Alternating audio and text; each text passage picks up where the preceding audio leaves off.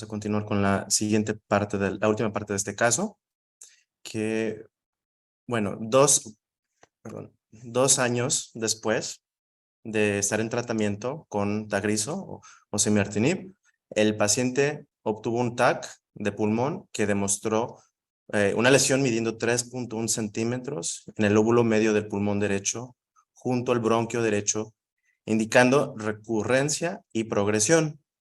El TAC del abdomen y pelvis fue negativo. Digamos que en estos 2 años el paciente había respondido al tratamiento, no había crecimiento, y después de 2 años dando ese tratamiento con sus estudios de imagen cada 3 y cada 6 meses, llegó a la consulta que le tocaba, se le hizo este TAC y encontraron ahora sí que creció una lesión de 3.1 centímetros que no estaba ahí presente. Ahí es donde estamos en este momento.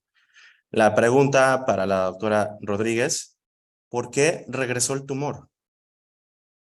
Entonces, en este caso, este paciente tuvo también radiación, ¿verdad? Claro. Claro. Y obviamente el tratamiento, eso es un tratamiento local. Hay casos que estos tratamientos funcionan inicialmente en las células que son más sensitivas y cuando vemos recurrencias, este paciente recurrió. Hay otro tipo de cambio genético o una recurrencia causada por una resistencia.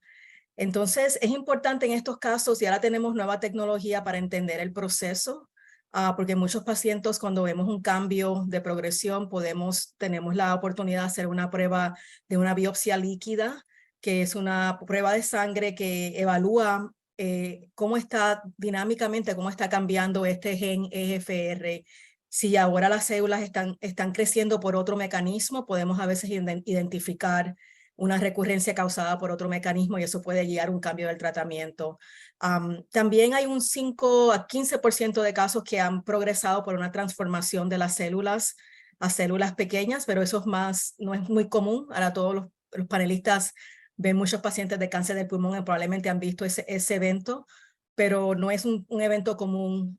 Lo más común es que o hay otro patrón genético o un patrón de resistencia que hay que reconocer para poder ofrecer al paciente un tratamiento más, de nuevo, un tratamiento personalizado, si podemos guiar el tratamiento a los cambios específicos. En el pasado, todos estos pacientes recibirían quimioterapia.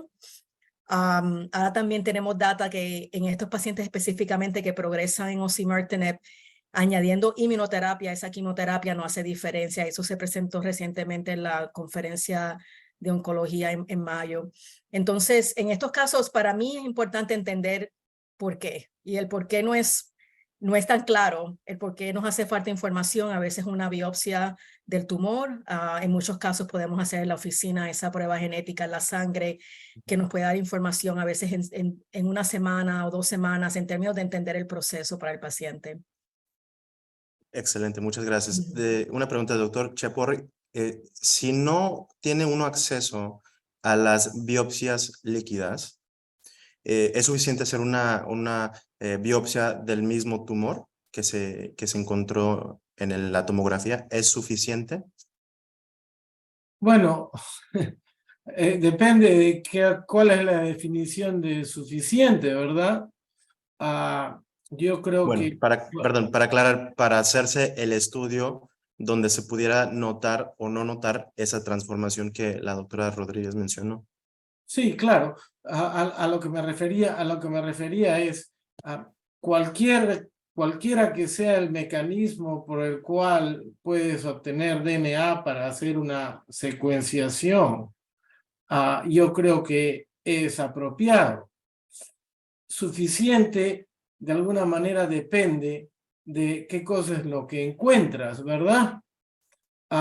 Porque sabemos de que si bien los resultados de la secuenciación de DNA extraído del tejido tumoral versus del DNA extraído de la sangre, DNA circulante, la superposición es bastante alta, pero hay unos pedacitos en los extremos que permiten a veces identificar en la sangre algo que se podría haber, entre comillas, perdido en el tejido, y lo mismo ocurre en forma opuesta, se puede encontrar.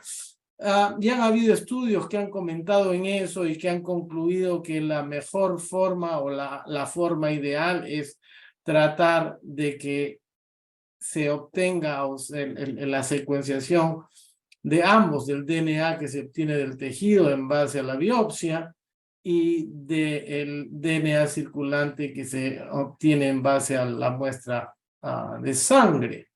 Pero al final de cuentas, si uno encuentra resultados en uno u otro que son bastante claros, obvios, correspondientes a lo que nosotros entendemos es la biología detrás del comportamiento de una recurrencia, entonces a veces no es necesario hacer el otro si es que ya hemos conseguido la respuesta con el primero, cualquiera que sea en este caso.